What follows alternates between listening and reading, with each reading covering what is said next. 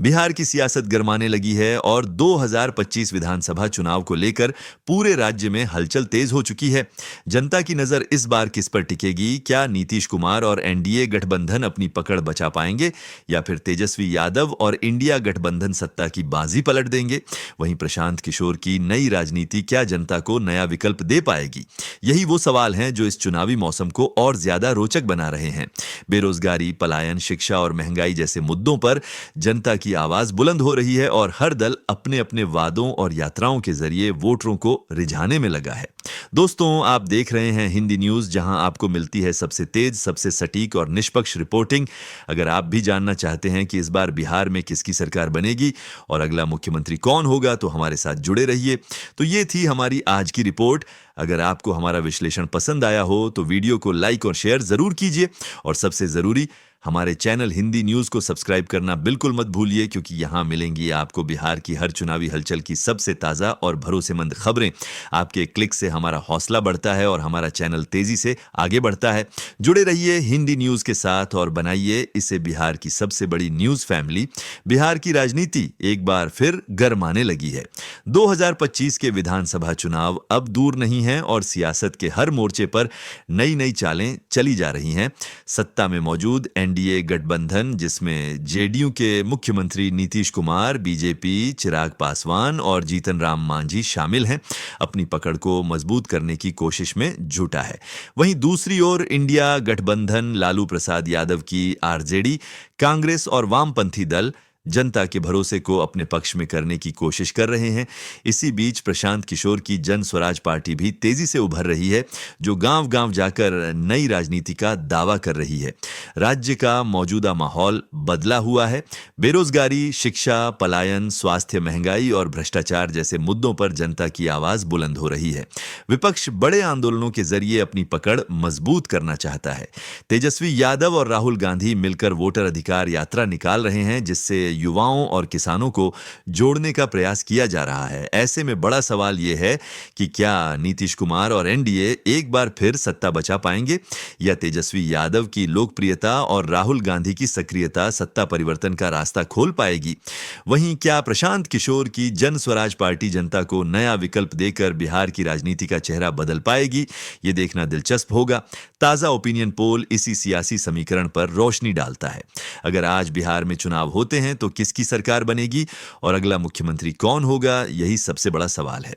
सर्वे के मुताबिक जहानाबाद जिले की 5 विधानसभा सीटों में इंडिया गठबंधन को 2, एनडीए को 2 और अन्य पार्टियों को 1 सीट मिलने का अनुमान है। वहीं जमुई जिले की कुल 4 विधानसभा सीटों में से इंडिया गठबंधन के खाते में 1 सीट जाती दिखाई दे रही है। जमुई जिले की बात करें तो यहां कुल 4 विधानसभा सीटें हैं। ताजा ओपिनियन पोल के अनुसार एनडीए गठबंधन के खाते में 3 सीटें जाती नजर आ रही हैं, जबकि अन्य पार्टियों का यहां खाता नहीं खुल पा रहा है। अब बढ़ते हैं मधेपुरा की ओर। मधेपुरा जिले की 4 विधानसभा सीटों पर इस सर्वे में इंडिया गठबंधन का दबदबा दिखाई दे रहा है। यहां एनडीए और अन्य दलों को कोई सीट मिलने का अनुमान नहीं है। मुजफ्फरपुर जिले की कुल 11 विधानसभा सीटों में से इंडिया गठबंधन को 5 सीटें, एनडीए गठबंधन को 4 सीटें और अन्य पार्टियों को 2 सीटें मिलने की संभावना जताई गई है। वहीं गोपालगंज जिले की 6 सीटों में से इंडिया गठबंधन 4 सीटों पर बढ़त बनाए हुए है, जबकि एनडीए के खाते में 2 सीटें जाती नजर आ रही हैं। अन्य पार्टियों का यहां भी खाता खाली रह सकता है। शिवहर जिले की एकमात्र विधानसभा सीट इंडिया गठबंधन को मिलती हुई दिखाई दे रही है। वहीं सीतामढ़ी जिले की 8 सीटों में एनडीए को 5 और इंडिया गठबंधन को 3 सीटें मिलने का अनुमान है। इस जिले में अन्य पार्टियों को कोई लाभ नहीं मिल रहा है। पूर्णिया जिले की 7 सीटों में से इंडिया गठबंधन 4 और एनडीए गठबंधन 3 सीटों पर मजबूत स्थिति में है। अन्य पार्टियों का खाता यहां शून्य रह सकता है। भागलपुर जिले की 7 सीटों में इंडिया गठबंधन 3, एनडीए 2 और अन्य पार्टियां भी 2 सीटें हासिल करती नजर आ रही हैं। बांका जिले की 5 सीटों में से एनडीए गठबंधन को 3 और इंडिया गठबंधन को 2 सीटें मिलने का अनुमान है, जबकि अन्य पार्टियां यहां पिछड़ती दिख रही हैं। अंत में औरंगाबाद जिले की 6 सीटें विधानसभा सीटों में से इंडिया गठबंधन 3 सीटों पर बढ़त बनाए हुए हैं। औरंगाबाद जिले की कुल 6 विधानसभा सीटों में से एनडीए गठबंधन गठबंधन को 2 सीटें मिलने का अनुमान है, जबकि अन्य पार्टियां 1 सीट पर कब्जा कर सकती हैं। इसके बाद लखीसराय जिले की ओर बढ़ें तो यहां मात्र 2 विधानसभा सीटें हैं और ताजा सर्वे में एनडीए गठबंधन को दोनों सीटों पर क्लीन स्वीप करते हुए दिखाया गया है। राजधानी पटना जिले की 14 विधानसभा सीटों पर अगर नजर डालें तो इंडिया गठबंधन 7 सीटों पर बढ़त बनाए हुए है। एनडीए गठबंधन को 5 सीटें और अन्य पार्टियों को 2 सीटें मिलने का अनुमान है।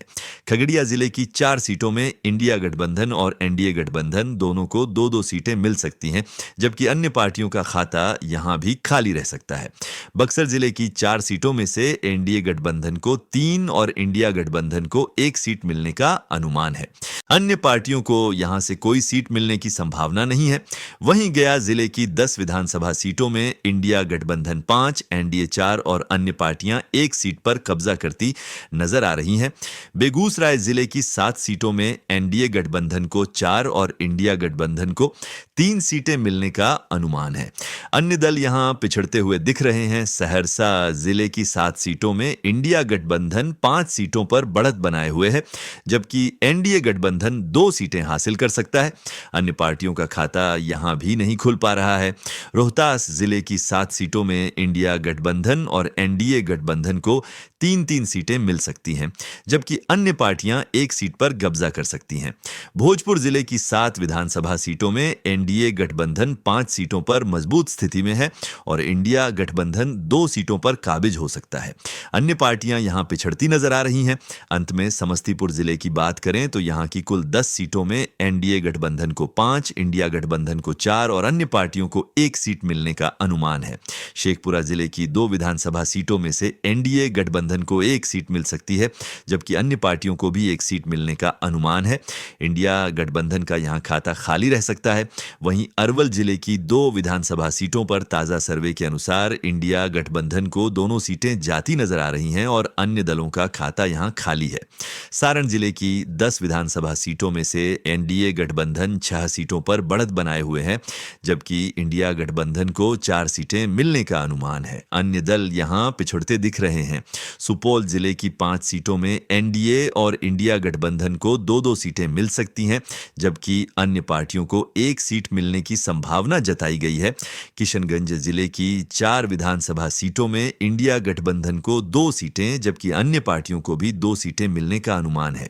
एनडीए का यहां खाता खाली रह सकता है। कटिहार जिले की 7 सीटों में इंडिया गठबंधन को 4, एनडीए गठबंधन को 2 और अन्य पार्टियों को 1 सीट मिलने का अनुमान है।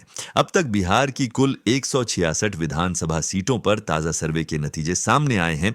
इनमें इंडिया गठबंधन को 83, एनडीए गठबंधन को 67 और अन्य पार्टियों को 16 सीटें जाती हुई नजर आ रही हैं। आगे बढ़ते हुए नालंदा जिले की 7 सीटों की बात करें तो यहां एनडीए गठबंधन को 4 और इंडिया गठबंधन को 3 सीटें मिल सकती हैं। अन्य दल यहां पिछड़ रहे हैं। नवादा जिले की 5 सीटों में इंडिया गठबंधन 4 सीटों पर मजबूत स्थिति में है, जबकि एनडीए को केवल 1 सीट मिलने का अनुमान है। अन्य पार्टियों का खाता यहां खाली रह सकता है। अररिया जिले की 6 विधानसभा सीटों में इंडिया गठबंधन को 3, एनडीए को 1 और अन्य पार्टियों को 2 सीटें मिलने की संभावना जताई गई है। अब बात करते हैं वैशाली जिले की। यहां कुल 8 विधानसभा सीटें हैं, जिनमें से इंडिया गठबंधन 6 सीटों पर मजबूत दिख रहा है, जबकि एनडीए गठबंधन को 2 सीटें मिलने का अनुमान है। अन्य पार्टियों का यहां खाता खाली दिखाई दे रहा है। सिवान जिले की 8 सीटों में से इंडिया गठबंधन 5 सीटों पर बढ़त बनाए हुए है। एनडीए गठबंधन को 2 सीटें मिल सकती हैं और अन्य पार्टियों को 1 सीट हासिल हो सकती है। पूर्वी चंपारण जिले की 12 सीटों में से एनडीए गठबंधन को 6, इंडिया गठबंधन को 4 और अन्य पार्टियों को 2 सीटें मिलने का अनुमान है। वहीं पश्चिमी चंपारण जिले की 9 सीटों में एनडीए गठबंधन 5 सीटों पर आगे है। इंडिया गठबंधन को 3 सीटें और अन्य दलों को 1 सीट मिल सकती है। दरभंगा जिले की 6 सीटों में से एनडीए गठबंधन 3, इंडिया गठबंधन 2 और अन्य पार्टियां 1 सीट जीत सकती हैं। मधुबनी जिले की 10 विधानसभा सीटों में एनडीए गठबंधन को 6 सीटों का फायदा होता नजर आ रहा है। इंडिया गठबंधन को 3 सीटें और अन्य पार्टियों को 1 सीट मिलने का अनुमान है। मुंगेर जिले की 3 सीटों में एनडीए गठबंधन को 2 और इंडिया गठबंधन को 1 सीट मिल सकती है, जबकि अन्य दल पिछड़ते दिख रहे हैं। कैमूर जिले की 3 सीटों में एनडीए गठबंधन 2 और इंडिया गठबंधन गठबंधन एक सीट पर कब्जा कर सकता है। इस तरह बिहार की कुल 243 विधानसभा सीटों पर ताजा सर्वे ओपिनियन पोल के नतीजे सामने आए हैं। इसमें इंडिया गठबंधन 118 सीटों के साथ सबसे आगे है, जबकि एनडीए गठबंधन को 101 सीटें और अन्य पार्टियों को 24 सीटें मिलने का अनुमान लगाया गया है। बहुमत का आंकड़ा 122 सीटों का है, लेकिन कोई भी दल या गठबंधन फिलहाल इस जादुई संख्या तक पहुंचता नहीं दिख रहा है। स्पष्ट है कि इस बार की जंग बेहद कड़ी रहने वाली है। इंडिया गठबंधन भले ही एनडीए से आगे निकल रहा है, लेकिन बहुमत से अभी भी 4 सीटें दूर है। ऐसे में सवाल यह है कि क्या इंडिया गठबंधन अंतिम समय में बहुमत का आंकड़ा छू पाएगा या फिर एनडीए वापसी कर एक बार फिर सत्ता पर काबिज होगा। तो दर्शकगण, आपने देखा हमारा ताजा सर्वे और पूरा विश्लेषण। अब सबसे बड़ा सवाल आपसे, आप इस ओपिनियन पोल के नतीजों से कितने सहमत हैं? आपके अनुसार बिहार का अगला मुख्यमंत्री कौन होना चाहिए और किस गठबंधन की सरकार बननी चाहिए?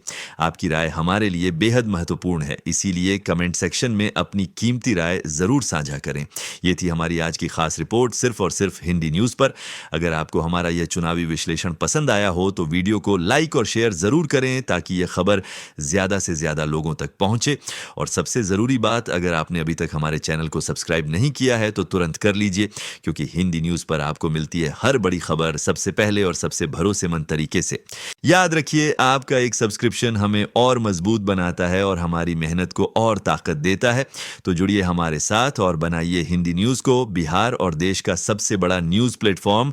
हम फिर हाजिर होंगे अगली रिपोर्ट के साथ। तब तक देखते रहिए हिंदी न्यूज और जुड़े रहिए हर सियासी हलचल से।